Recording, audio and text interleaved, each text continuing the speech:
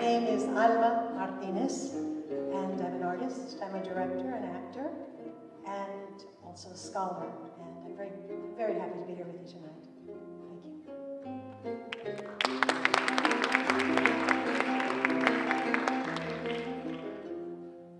Good evening. My name is Helena MarÃ Viramontes. I'm a novelist, a short story writer, and professor of creative writing at Cornell University. Thank you so much for being here.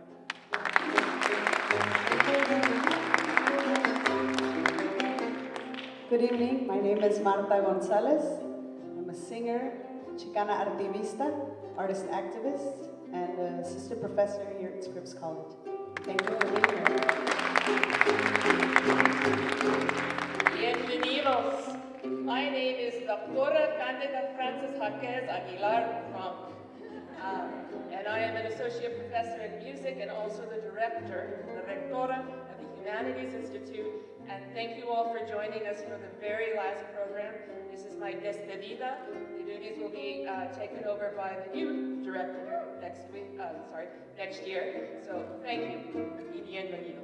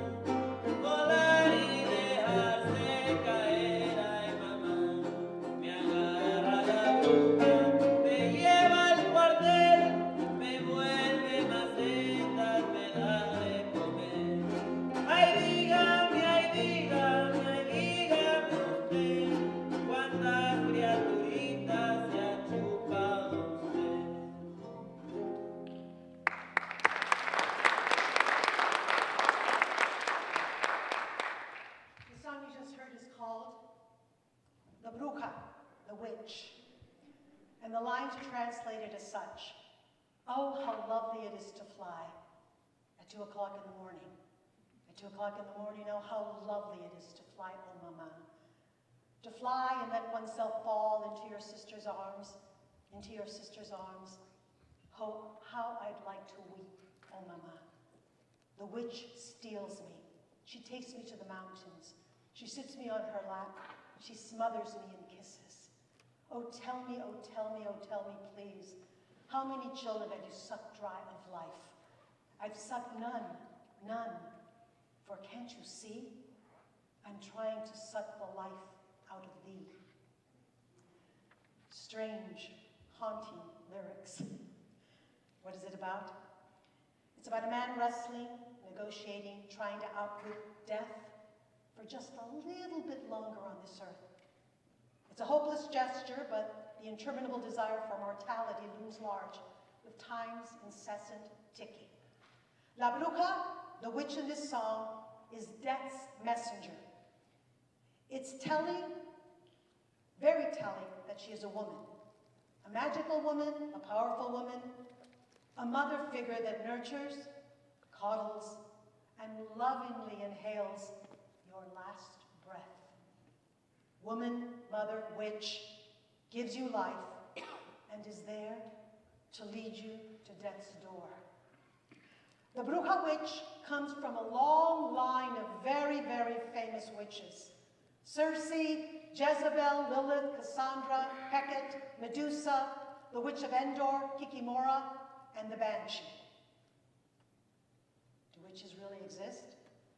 Well, sadly, we cannot ask the 40 to 100,000 who were tortured, hung, beheaded, and burned from 1580 to 1630 throughout Europe and the Americas.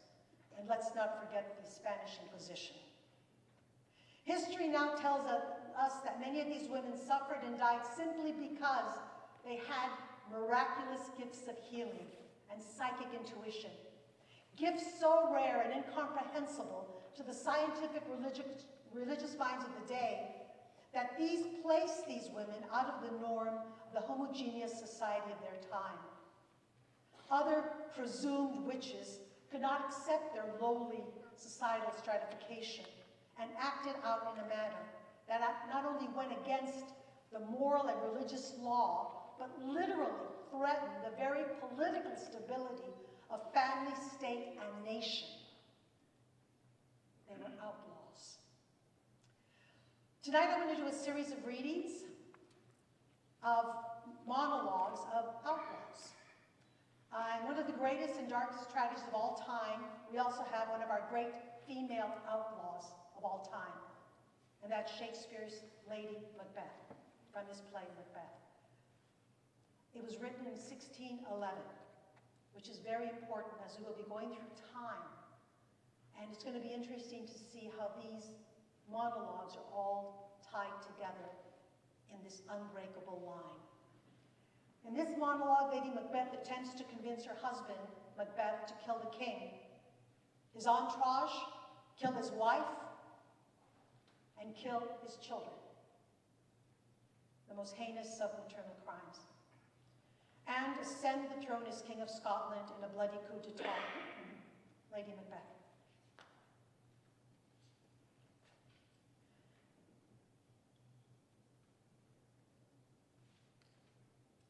He has almost supped. Oh, why have you left the chamber?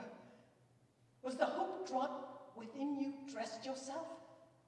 Have it slept since? And wakes it now to look so green and pale at what it did so freely? From this time such I account thy love. Art thou afeard to be the same in thine own act and valor as thou art in desire? Wouldst thou have that which thou esteemest, the ornament of life, and live a coward in thine own esteem, letting I dare not wait upon I would, like the poor cat in the adage? What beast was then that made you break this enterprise with me? When you dost do it, then you were a man. And to be more than what you were, you would be so much more the man. Nor time nor place did then adhere, and yet you would make both. They have made themselves, and that their fitness thou does unmake you. I have given suck, and know how tender it is to love the babe that milks me. I would, while it was smiling in my face, have plucked the nipple from his boneless gums and dashed the brains out, had I so sworn as you have done to this. If we should fail, screw your courage to the sticking place and will not fail.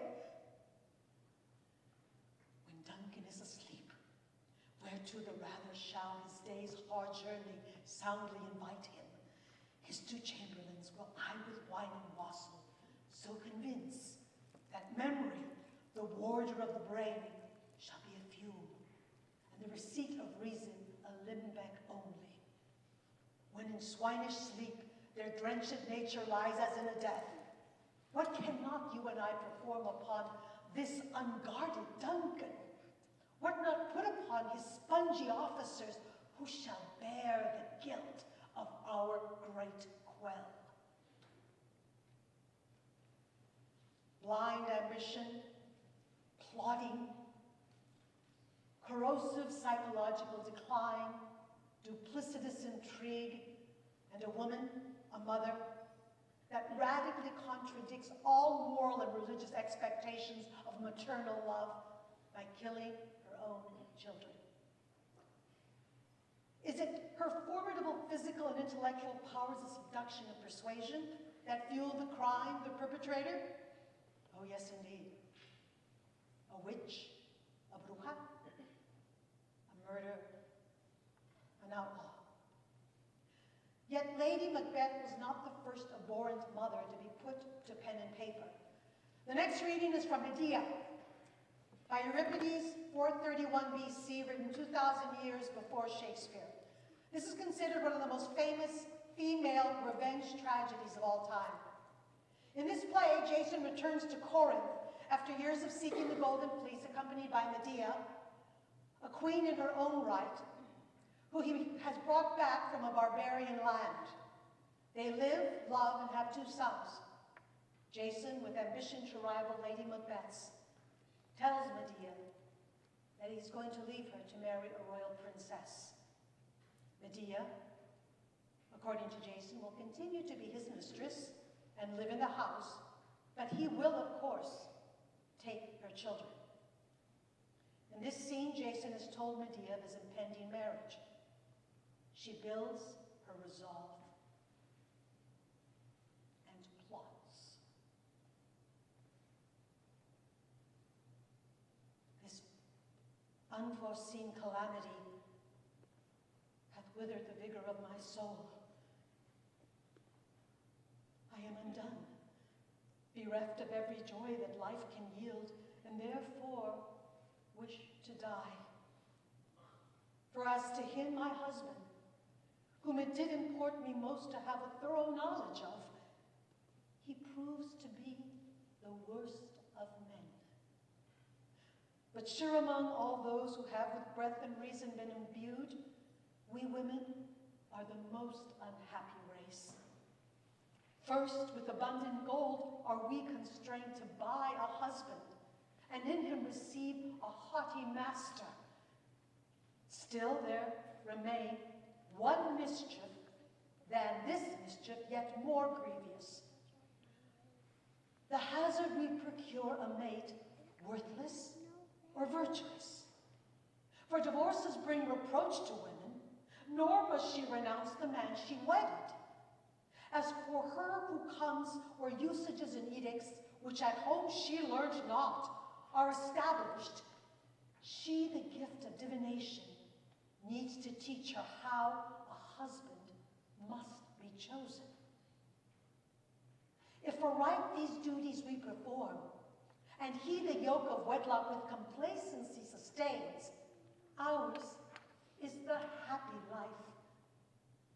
But if we fail in this great object, better we were dead. For when, afflicted by domestic ills, a man goes forth his choler to appease, and to some friend or comrade can reveal what he endures, but we to him alone for succor must look up. Men still contend that we at home, remaining, lead a life exempt from danger, while they launch the spear. Well, false are these judgments. Rather would I thrice, armed with the target, in the embattled field, maintain my stand, than suffer once the throes of childbirth. But this language suits you not. Jason, this is your native city, the abode of your loved parents. Every comfort life can furnish is at hand, and with your friends here converse. But I, forlorn and left without a home, am by that husband scorned who carried me from a barbarian realm. Nor mother, brother, or relation now have I, to whom I amidst these storms of woe, like an auspicious haven, can repair. I'm going to go down to the bottom.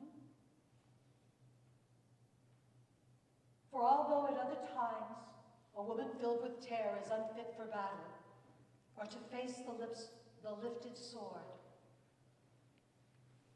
for when her soul by marriage wrongs is fired, thirsts with the rage unparalleled for blood.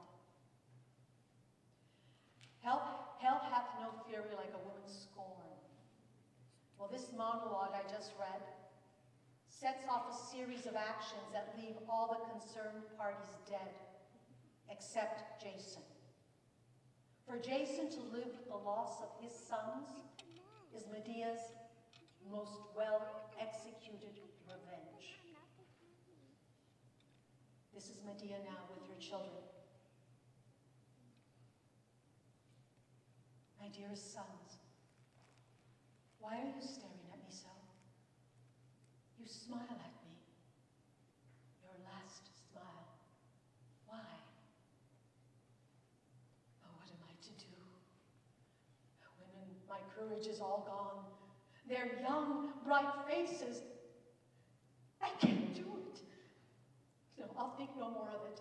I'll take them away to Corinth. Why should I hurt them to make their fathers suffer, when I shall suffer twice as much myself? No, I won't do it. I won't think of it again. Wait. What is the matter with me? Are my enemies to laugh at me? Am I to let my enemies off scot-free? No. I must steel myself to do it. What a coward I am. Even tempting my own resolution with soft talk. My heart, don't do it, don't do it. Oh, miserable heart, let them be. Spare your children.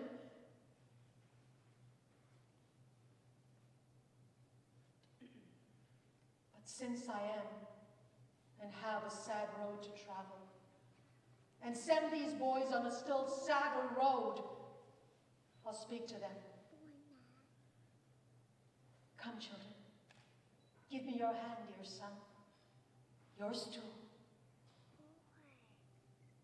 Now we must say goodbye. Oh, darling hand and darling mouth, your noble childlike face and body, dear sons, my blessings on you both. But they're not here. All blessings here your father has destroyed. I understand the horror of what I am doing, of what I am going to do. But anger, the spring of all life's horror,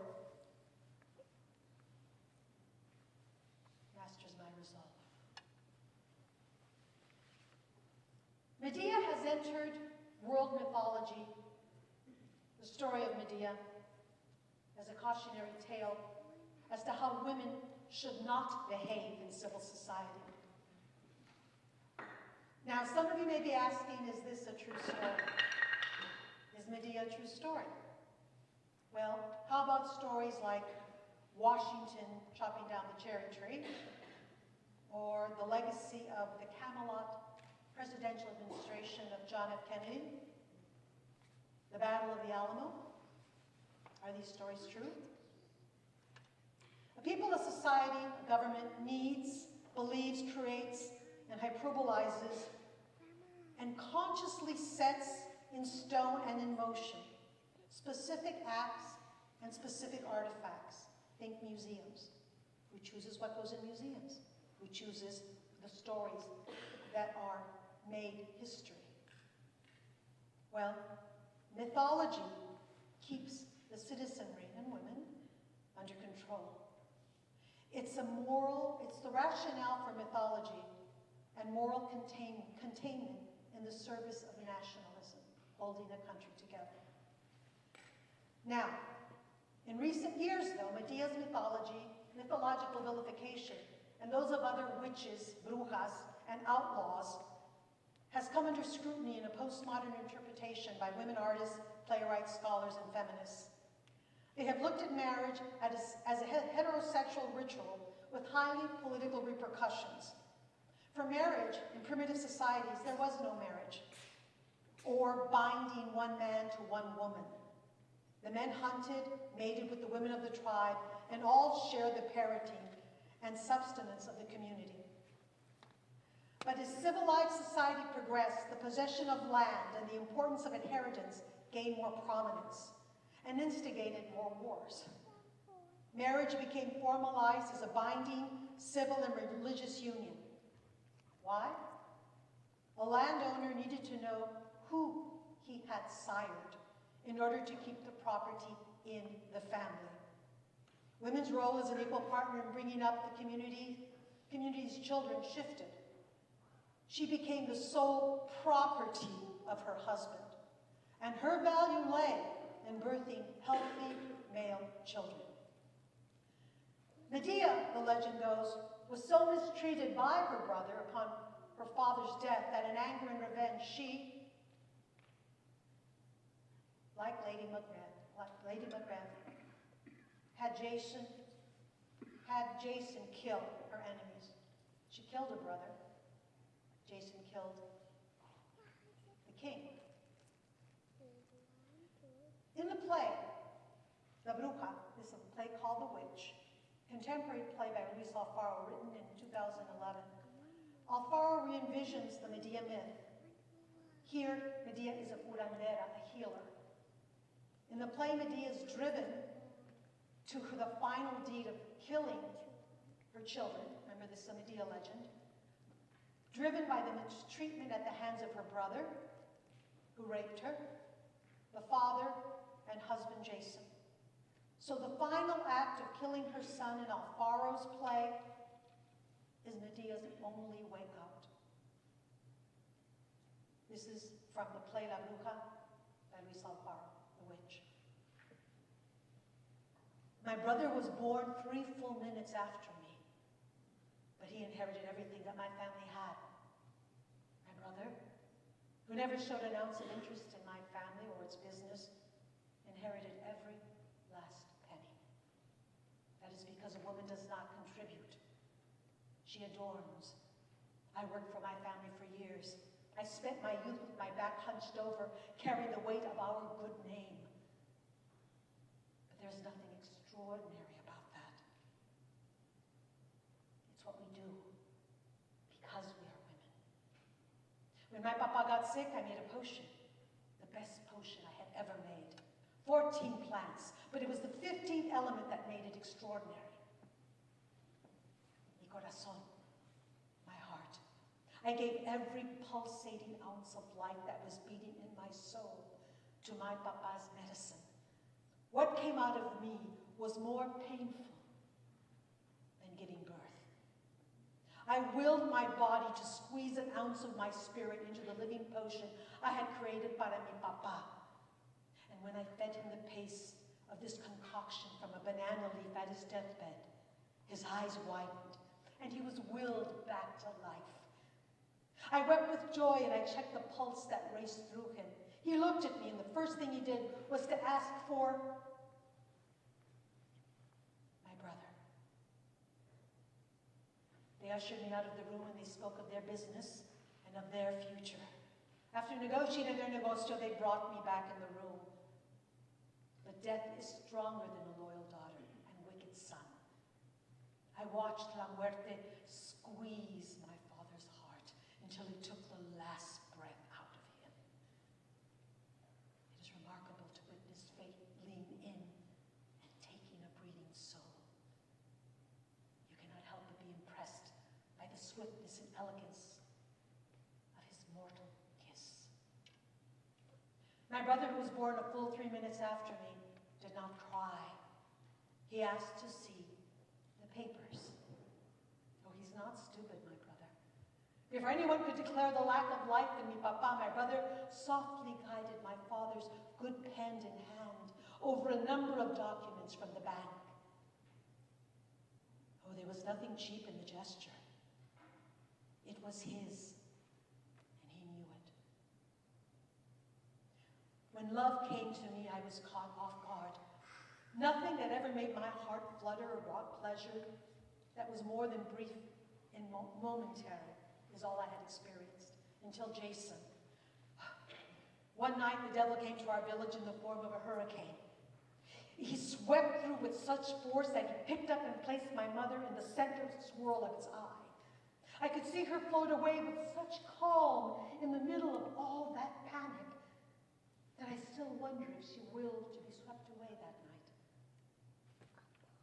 My mother, who had endured so much, left with no resistance. In the morning, my brother appeared, once again with hardly a scratch or hair out of place. He found the papers in an old cedar box. Once again, he waited and claimed what was his. One day when it was clear that we had to leave, Jason, my maid, and I sat and pondered our prospects. And a darkness came over me. I wish I could say it was hunger, but it was sadly just very human resentment.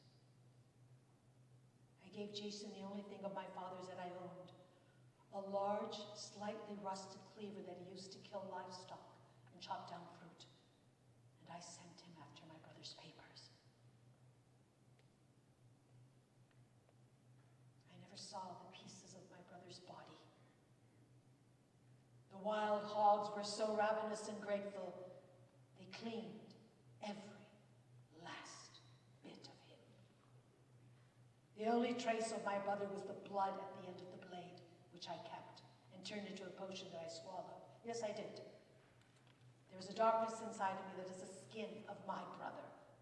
I have it inside of me as a reminder of all that I am capable of, and that which I will use when death comes knocking for me.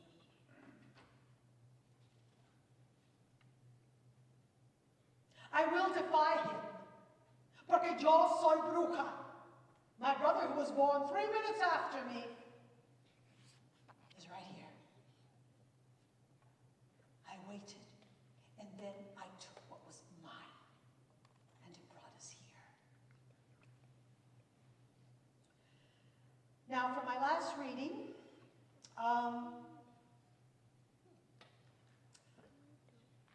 I'm going to talk about one of the great witches, curanderas, of the Western Hemisphere.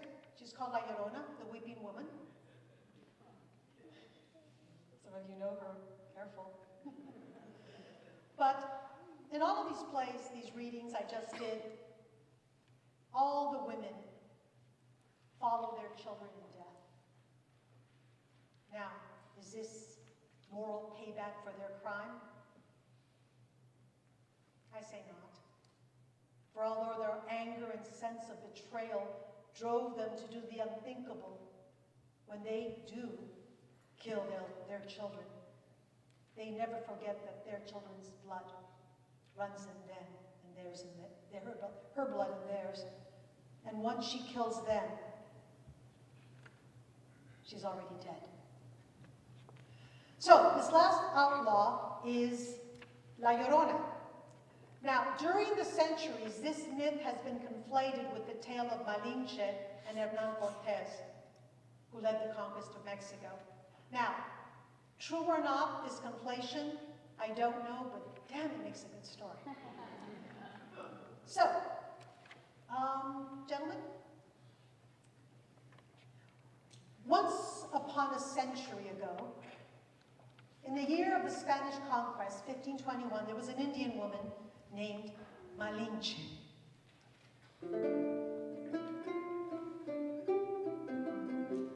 An indigenous woman from a tribal royal lineage who was stripped of her inheritance by her brothers on the death of her father. Sound familiar? And Malinche was sold into slavery by her brothers. Malinche, brilliant and fluent in many native languages, learned Spanish and became Cortés's translator, confidant, by his side as he led the conquest, and she became his lover. They lived together in occupied Mexica, now Mexico, for many years and had 3 children. One day, Cortés informed Malinche that he would be sailing back to Spain to marry a young woman of the Spanish court, and he would be taking his children. Malinche's cries and pleads were to no avail. To avenge Cortés's betrayal, she killed their children by drowning them in the river. Malinche was burned to the stake as a witch, and to this day, legend has it, is condemned to haunt this terrestrial world. Malinche appears at night, shrouded in white, with long, flowing black hair. And she can be heard searching for her children and crying, "Ay, mis hijos!"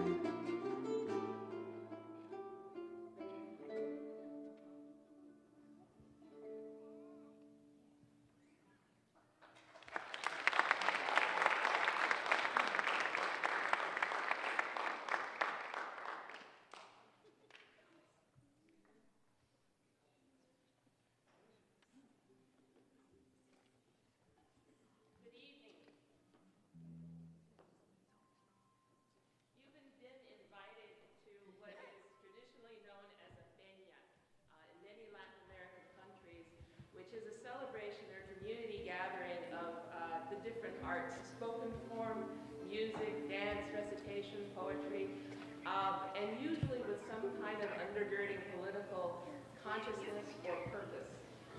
This is the last installment for the Humanities Institute presentation for the year, and our theme has been Feminisms and the Radical Imagination.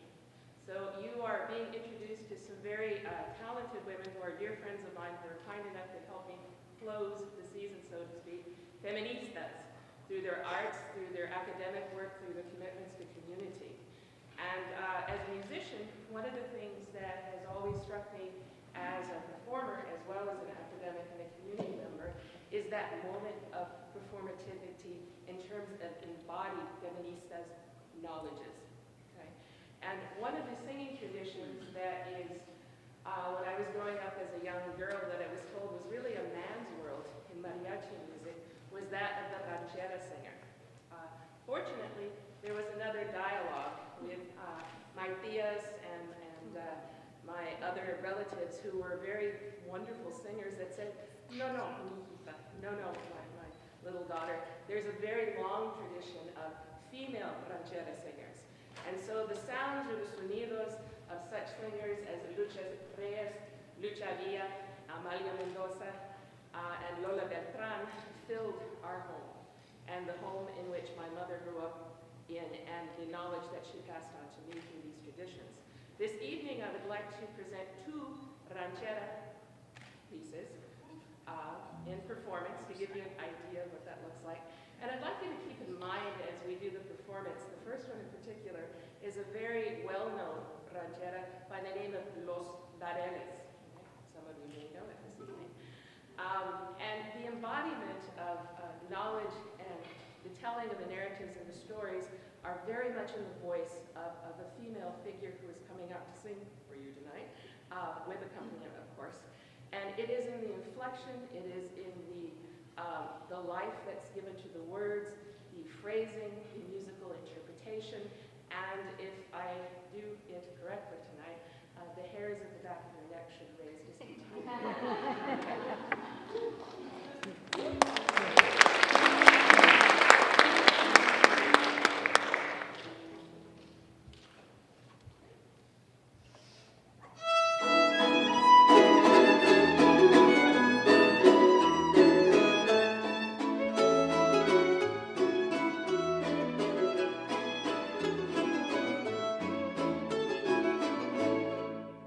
Ay, que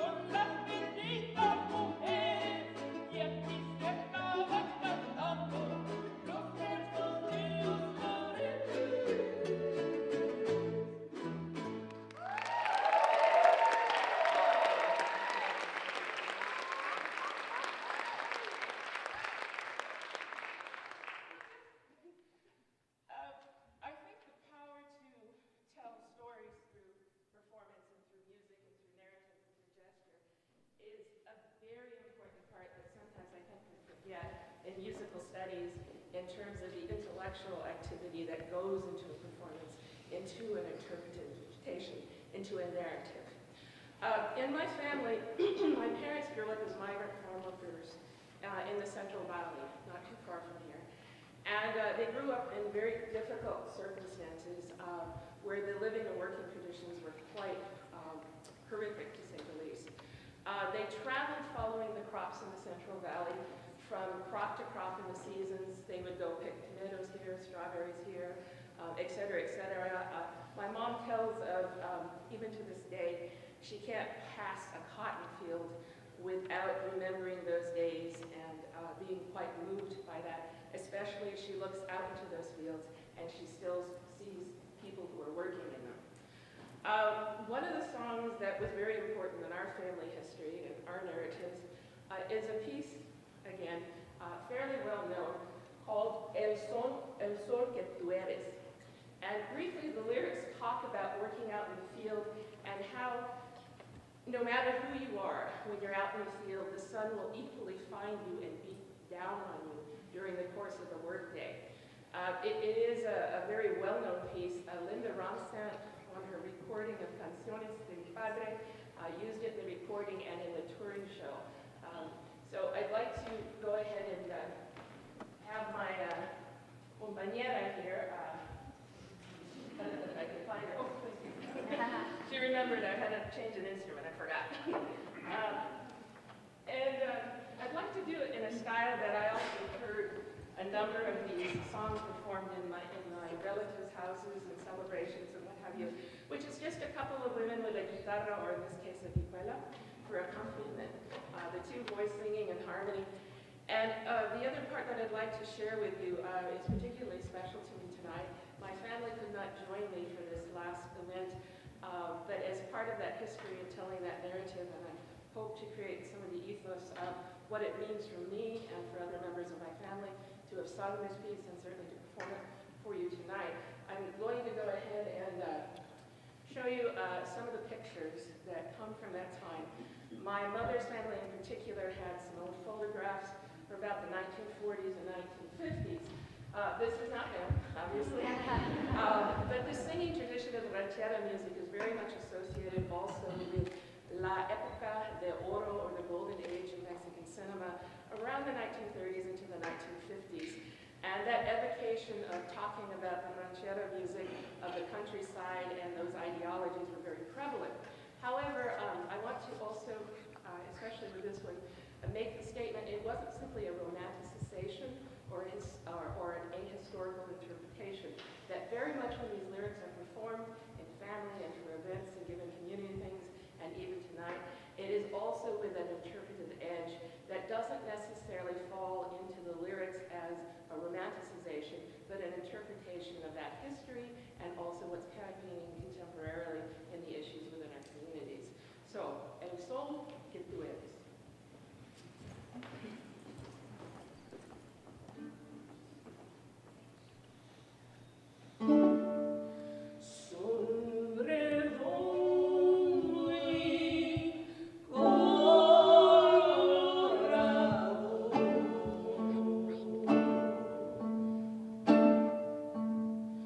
Oh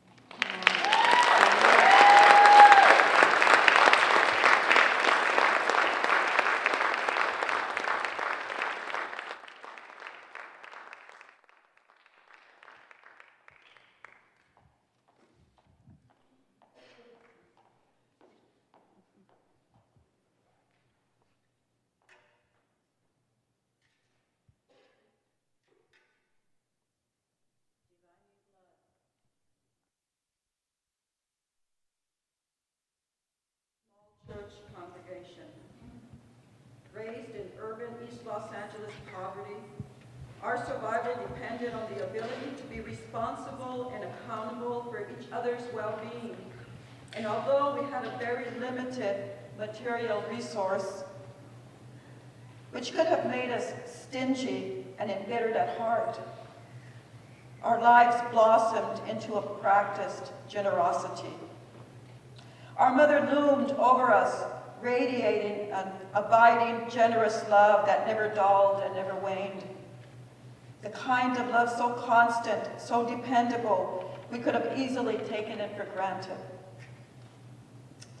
Her body had created 15 pregnancies, delivered 11 live births, and suffered 2 infant deaths, leaving a total of 9 children.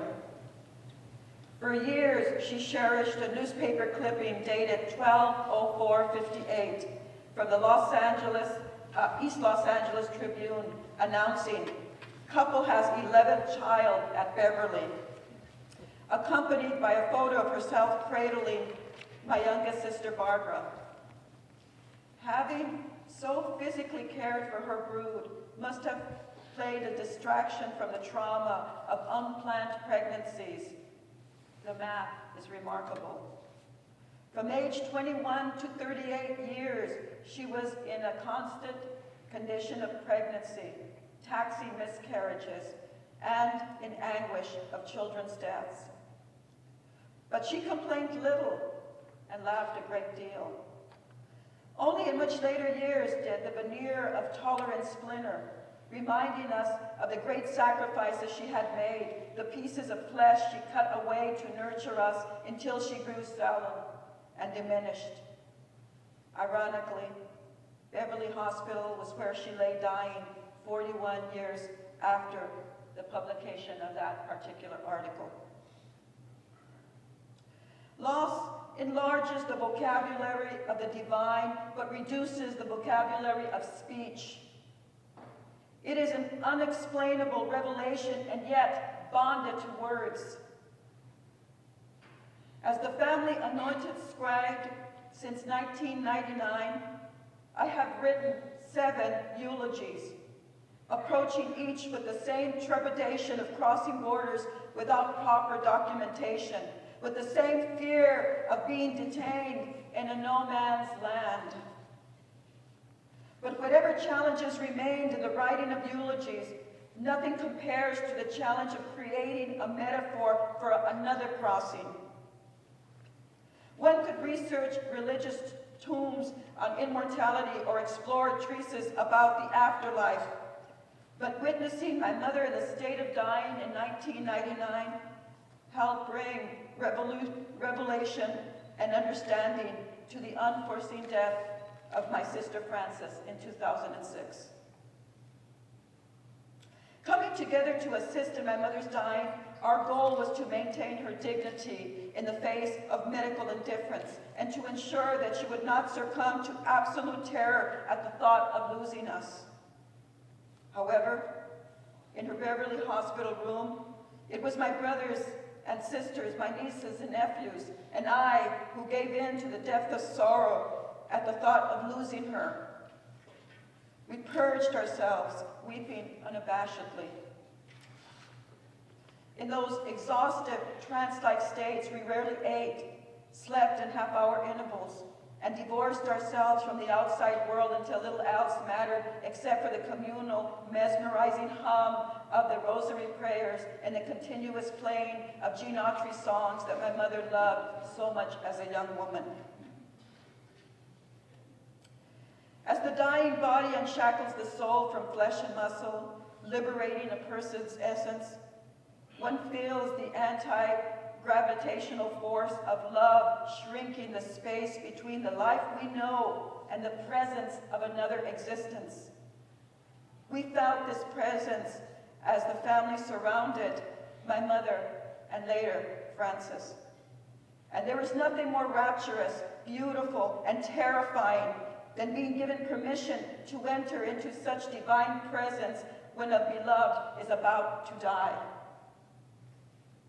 My mother's dying gave us permission to contemplate the web of all relationships, Firstly to her, for she was a different mother to her different children, to one another. For the deaths of our parents sever our roles as daughters and sons and enhance our roles as sisters and brothers. And then to the jazzed, apathetic, everyday, improvised, beautiful world. Outside the hospital room for a small reprieve, the boulevards and the storefront buildings took on the aura of a Hollywood setting, another world of make-believe, complete with props and staging and extras walking the streets in ridiculously harsh sunlight. To be in the here and now of that everyday world was sacrilegious, an act of infidelity. City block after block was animated, a cement and steel deception, and it was unfeasible not to be acutely aware of the juxtaposition of, say, a cluster of laughing children in a McDonald's playland, and the silence of my mother dying in her hospital room. When I returned there, I held my mother's hand, feeling extremely fortunate to be alive in my world, and yet utterly inconsolable that I could not accompany her into her dying. In a suspension of hours, clocks became inaccurate measurements of time, and we grew familiar with the temporal stages of the day by the change of shift of the nurses. Buried in the uncanny moods of hours, we desired little. Some of us went home for a quick shower, while others refused to leave. At the request of my sister Becky, her husband Phil brought her a change of clothes to the hospital. Upon opening the bag he had packed for her, Becky discovered a pair of underwear that she could not recognize as her own, a pair of exercise jogs, and then, and we still don't know about this, he packed her a pair of sexy high-heeled pumps, the sight of which set us off into such incredible round of laughter, we were scolded by the charge nurse. When my sister Frances was hospitalized, a pastor had arrived to heal her terminal cancer. Human will intercepted and the divine presence intervened in such astonishing ways as we all rallied to fight for her life. We placed her on a raw food diet, my oldest brother Gilbert preparing the 3 daily meals, along with extracted wheatgrass juice that I mixed for her enema cleansings. I found a shaman to come and release Frances's chakra energies so that she could swallow a regimen of vitamins and feel the curative effects of acupuncture. I was willing to do anything, including believe in this pastor's healing powers. I stood near him in prayer, his hands over in her body. Then he brought out a vial filled with healing oil. As he tried to open the vial, the stubborn cap refused to budge. Trying his teeth, then a cloth, then again grimacing as he tried to twist the cap off, it all threatened to become a sick joke. Frances looked at me, and I looked at her, and clearly we were sharing a telepathic thought by the exchange of suppressed smiles. Man, we told each other, we're really fucked. On my mother's last night, my courageous older sister Marianne took to pressing her palm on my mother's chest periodically to count her erratic heartbeats. Surrounding her bed, close to 3 o'clock, Marianne whispered, "She's gone." Chosen to deliver the news to my father, Phil drove me home. I only had to look at the dreary, forsaken shadows of the eucalyptus trees against the windshield, the gloomy streets, absent of noise, to feel the God sense of 3 a.m. fierce loneliness. Though I shook so hard, my teeth clattered, I managed to cup my father's face to say to him, "She belongs to the angels now. By the time we wailed the release of our mother, our barbed wire clenching, the type of hold children clamp on the hands of their mothers in mortal fear of getting lost, she had passed us an extraordinary gift. On the occasion of her dying, she began our apprenticeship into our own mortality. Her dying provided a barometer by which to measure our own remaining years. After witnessing the divine so powerfully rendered in the temporality of our lives, we felt miraculously alive. Marianne elected to wait for the mortician, her purse full of pending details nestled gingerly on her lap, as if she were calmly waiting for the bus, while my sister Frances, who was a nurse employed at Beverly, sat guarding my mother to make sure that no one, not one person, dare place her in a plastic bag, and thus unwittingly allow for our mother to become the body. Purged, humble, exhausted, her other 4 daughters, which included me, met at the mall shortly after naps to get manicures in a state of giddy shell shock, while my brothers were ordered by my sister Becky to get out their best suits, repair their shoes, make the calls, look after my father. Getting manicures made perfect sense. From the time we were children, we came to realize that doing things together seemed to lessen whatever misfortunes we experienced, especially in a female-heavy household and under the rule of patriarchal domination. With the exception of dreams, where the dead visit routinely, we have to live with the fact that we will never see our dearly departed embodied again. In the days following my mother's funeral, this thought filled me with great dread, and my sister Frances clung to my mother's empty bed, her shoulders quivering with sobs, burying her face in my mother's pillows. The memory of my mother, the nostalgia of 78 years was not enough to console Frances, and though she was 2 years older than me, when I tried to lift her off the bed in a fruitful attempt to lessen her sadness, her tears converged up the slope of her nose the way they did when she was barely 10. And it was this sight, these childlike tears and quivering chin, that reduced me to the same childlike sobbing. Simone Weil reminds us, quote, "The presence of the dead person is imaginary, but his absence is very, very real," unquote. This absence alone is why survivors rush to religions that promise a reunion. Years after my mother's death, my sister Frances had a mastectomy, radiation, and chemotherapy treatment for breast cancer.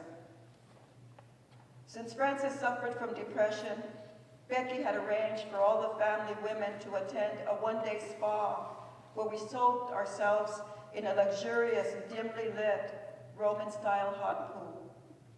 Stripped bare of our preoccupations, our memories of childhood bathing rituals, first fights with our brothers, our adolescence of shared lipsticks, bras, and our first ministrations, first kisses, naked in the face of the first disappointing loves, first marriages, children, and then their adolescences. We poked fun at our middle-aged bodies, pinched our menopausal bellies, held cellulite thigh contests to remind Frances that though she had a breast removed in the country of our own femaleness, she was still a full citizen, still our dearly beloved sister, and no surgical incision, no stitched scar, no illness would ever change that. My sister's ashes are contained in an urn, which sits like a Japanese vase on the top of my sister Ruthie's console. Here are the facts. She had a wry sense of humor. Her worldly possessions are piled in a new storage unit in Ontario, California. I have not dreamt of her yet. The doors on the storage are unevenly hinged, and the monthly unit expense is $100. Among the Viramontes women, hands down, Frances was the gorgeous one. 6 months after her death, her husband remarried with the stipulation that he wanted nothing to do with his former life. So their children now live with us in a communal parenting arrangement. We share the rewards and the emotional and financial burden of raising them, because before Frances was a nurse, before she was a wife and a mother, she was our sister. She was 54 years old. How does one survive loss? My mother's death brought us all together, but it was the death of Frances, so unexpected and shocking, that years later, I find myself keeping at bay a deepening despair by turning to memories.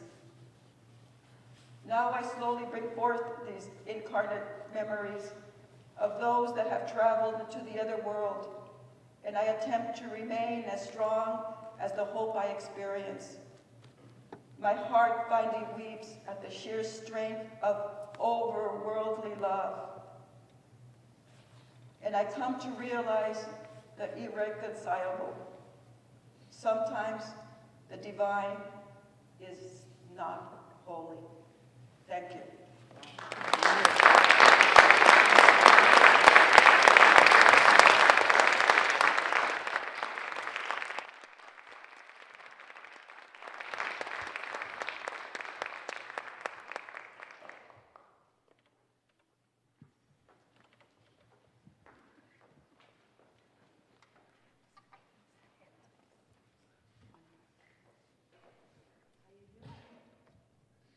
Hello. How are you? Muy bien. Qué gusto. Pleasure to be here.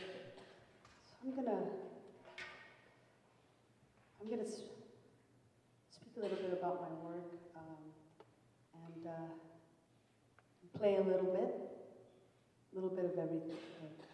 And what an honor to be here. I'd like to thank Professor Cándida for having me. And I'd like to start by beginning by having us listen to a short interview by the great Nina Simone.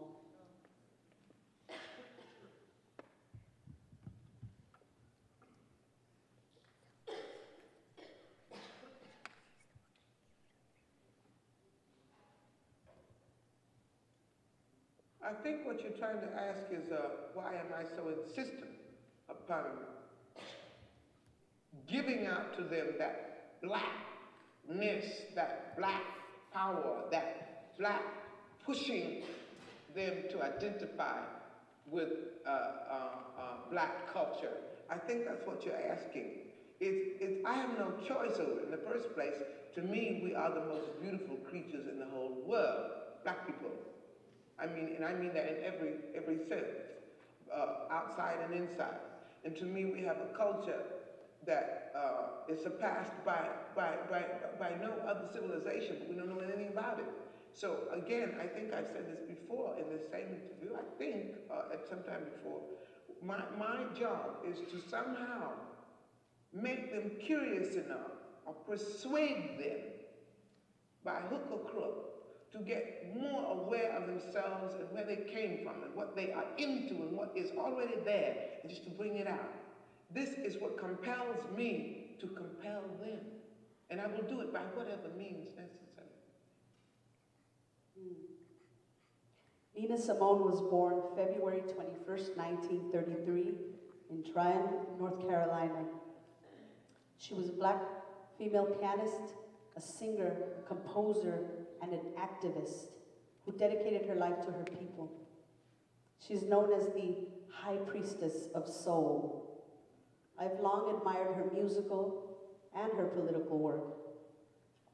And as we all listen to the reasons why she dedicated her music, actually her life, to her people, I cannot help but feel the same way about mine. Like Miss Simone, I too feel this way about my people. And I've spent my life attempting to find each and every way to reinforce the beauty of who we are as raza, as Chicanos, as Latinos of all regions in the Americas. By hook or crook, I have used the medium of music to document and express our beauty, our stories, and now as I fully engage in academia, I utilize research, publications, and teaching as a way to continue to attempt to shed light and instill in my people the beauty of our culture, in my students, the beauty of our culture, our histories, our struggles, and triumphs. Ultimately, I hope to ignite a dialogue that may lead to a critical consciousness about the world and our place in it as brown women. There are 3 words that my section today will focus on today, that I will focus on today: hope, imagination, and community. In the spirit of Entre Mujeres and embodied knowledge, I'd like to tell you a bit about my journey and my work with Chicano artistas, or artist activists from East Los Angeles. Is that okay? All right. Like all journeys, I'll start at the beginning. My beginning. As the eldest daughter of Mexican immigrant parents, I was born into responsibility. My father's death to alcoholism left my mother to care for all 4 of us. Her 2nd grade education did not obstruct her will to see us out of poverty, but it nonetheless failed to protect us from its truths. Memories of living in our Boyle Heights neighborhood, not too far away from here, are fraught with some fear and sadness, yet I'm also filled with a sense of gratitude. For in these troubled times, there were teachers that awakened hope in me. My mind also drifts to other teachers who at times crushed my spirit and instilled indifference and doubt in my education. However, in all of these examples, music and the arts were my saving grace. The arts allowed a momentary relief, and all at once, a critical consciousness that has served me to this very day. Identifying music and education as tools of alchemy early in my life drew me into mentoring and higher education. Art or creative expressions are oftentimes thought to be free of subjectivity such as race, class, gender, sexuality, nation, and content. Music, for example, is often thought to manifest from objective inspiration. I mean, you've heard this popular saying in reference to music, is that music is a universal language. However, assuming that music is a universal language denies intersectional realities embedded in the sounds and lyrics of music. That is, it denies the plethora of historical trajectories and cultures that have informed the multiplicity of aesthetics embedded in any given sound and their respective culture might deem as music. Similarly, art for art's sake is a common phrase that implies an absent subjectivity in creative output. By the same token, we can assume that the phrase art for art's sake is a recognition that subjectivity indeed exists in music, and thus art for art's sake is a call to remove it. In this sense, when one considers the historical, regional, and aesthetic specificity of cultural production, there is nothing universal about art or music. As feminist music theorist Susan McClary argues, music is never objective or organically organized, but rather, quote, is always dependent on the conferring of social meaning. So music has been my tool, and what I have embedded my experience in, my teachings, my experiences. I have since traveled the world as a professional musician. The commodity which I've provided in exchange for monetary compensation is a labor of sound in the form of music. My labor as a musician for over 20 years enables what I know, and as a result, what I now share and theorize in my academic work.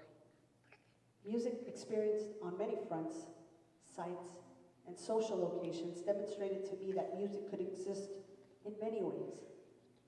Some experiences in music have shamed and quite basically oppressed me, but there have also been music experiences that have allowed me to see how it can be a deliberate act of love, an ongoing source of empowerment for self and community. Music, in this sense, is a tool that is alive and malleable by the will and hands of those who envision social change. So what happens when the meaning of music changes throughout your life? Better yet, what happens when a music experience changes the way you live your life? When it challenges how you view the world, and as a result, changes core ideas of self. When music is so often seen as solely as a commodity, something incidental in one's life, or as a soundtrack to what you are really living, a disruption in music belief system can be emotionally and spiritually cataclysmic. Theorizing through the lens of my own experiences within music markets, as well as music in communities, elucidates the range of possible political positions and social transformations enabled by music practice. To this end, my academic work explains my transformation from the musician my father raised us to be and wanted me to be, a professional, seeking power, wealth, prestige, to what I have become, a Chicana artivista, an assistant professor, and in the classroom.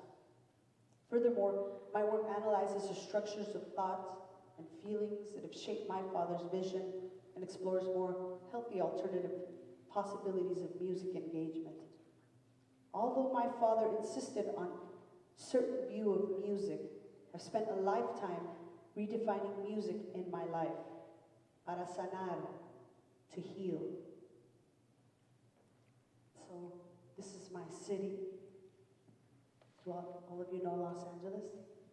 It's kind of far away there. Los músicos. Ready, guys? They're somewhere out there.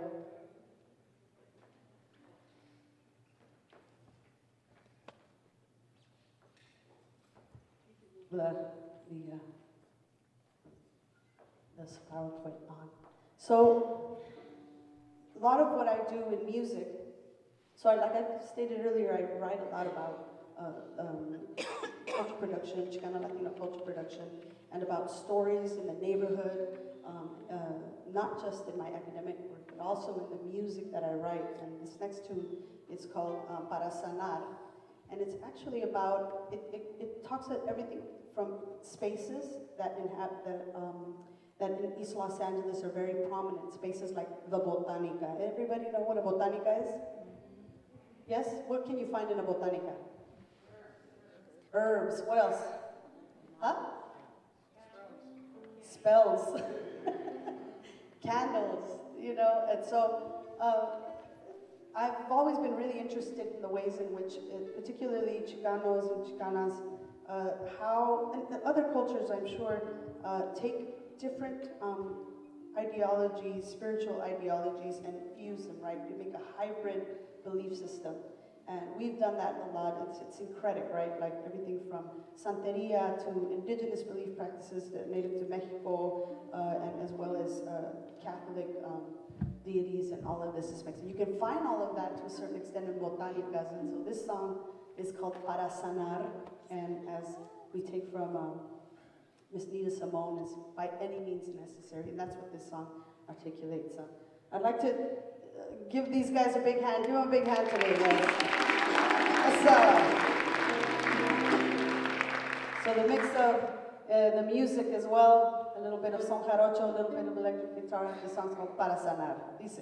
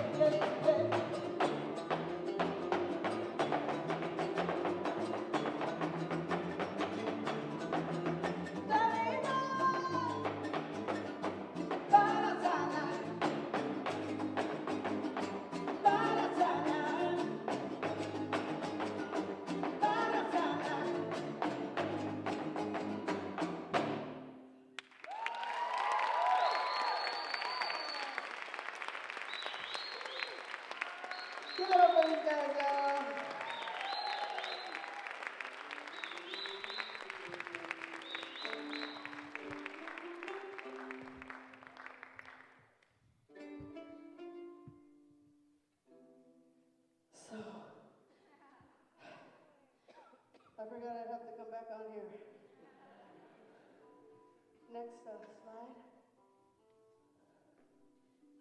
Gloria. Invoked art is communal and speaks of everyday life. Like all Chicana artivistas that you've witnessed here today, their use of imagination and hope as tools of transformation support Anzaldua's claim. I'm sure that you are all somewhat familiar with Gloria Anzaldúa, correct? Hey! As supporters of Gloria Anzaldúa's work, then I need not justify the statement to you. In this space, I feel safe to utter this phrase, for we have all experienced transformation through Gloria's words. Her ability to imagine and construct images gave us tools of the mind, but most of all, of the spirit. Como dice ella misma, quote, the word, the image, and the feeling have a palatable energy, end quote. Much of her life's work was in articulating her creative process to us. And in doing so, we were inspired and felt encouraged to find ways of expressing our multiple perceptions, our visions, realities.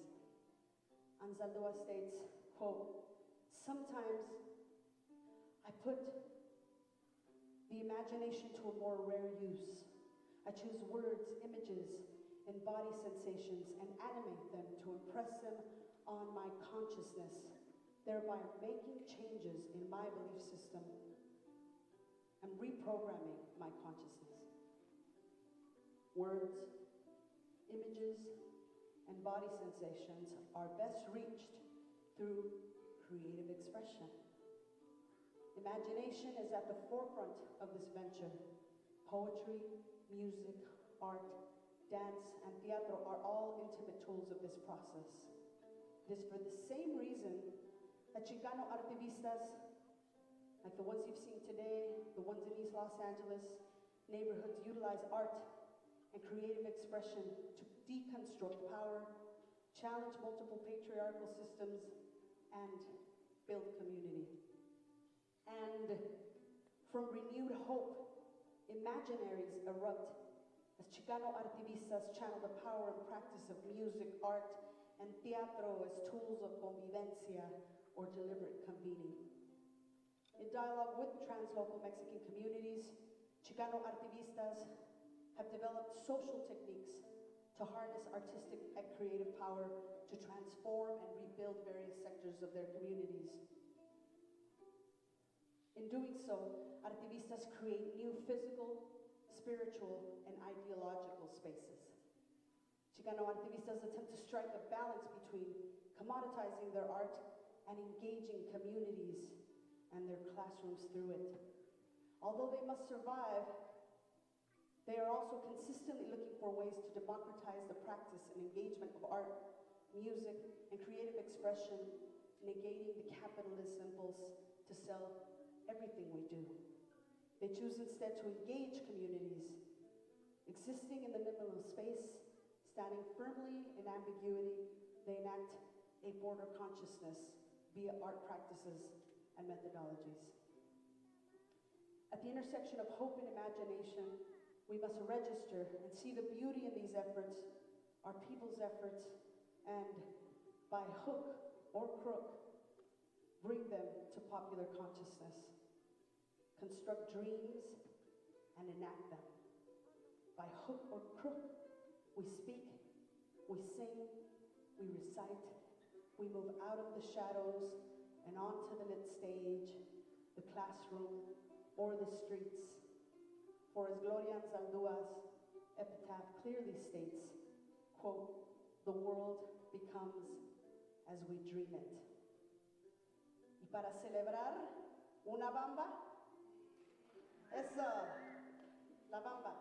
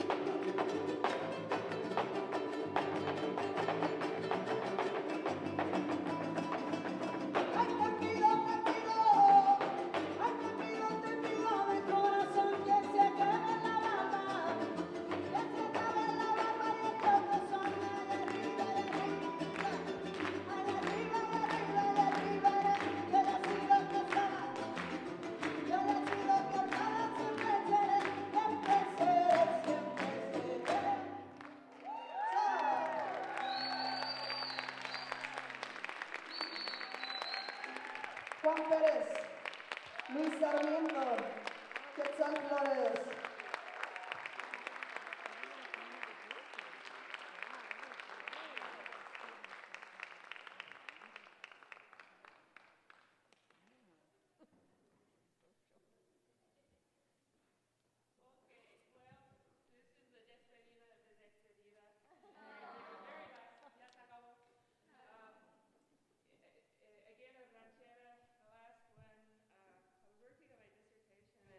Talking to my mother about translating some of these lyrics, and she said they just don't translate into English.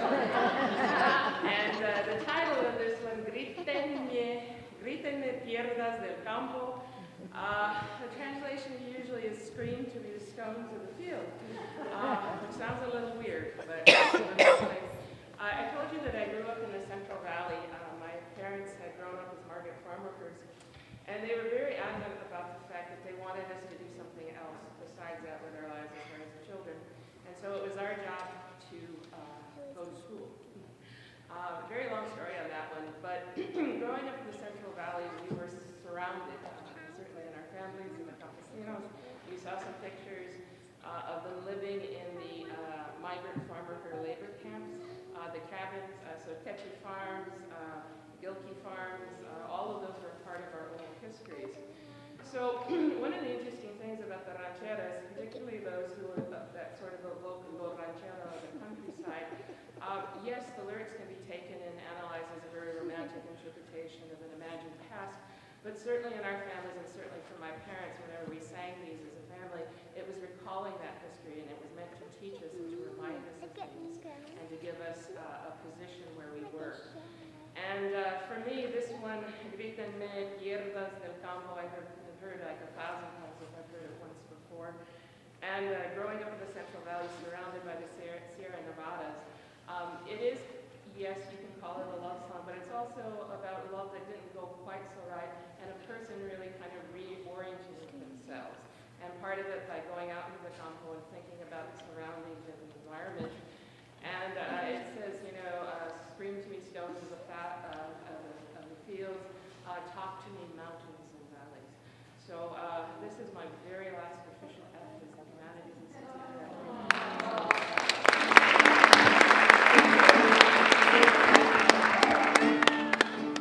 Soy como viento que corre alrededor de este mundo. Ando entre muchos placeres, ando entre muchos placeres.